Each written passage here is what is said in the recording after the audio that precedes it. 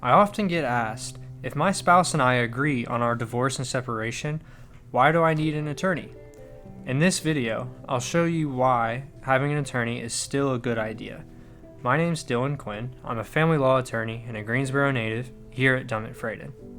Divorce is often a roller coaster, and if you and your spouse are agreeing on everything now is the perfect time to get an attorney so you can work out all the details and put it into a separation agreement. And if you're already not getting along, don't let it get worse, because North Carolina has a long waiting period before you can actually finalize the divorce. Another reason to get an attorney is that during this separation period, you and your spouse can make sure you get everything covered in a separation agreement.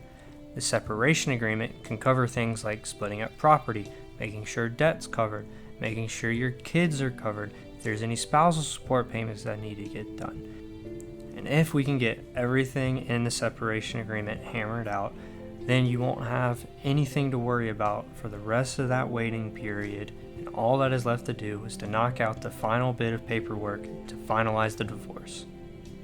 If you're going through a separation in North Carolina, please give us a call so that we can help you hammer out the details of that separation so that you can move on to the next chapter in your life.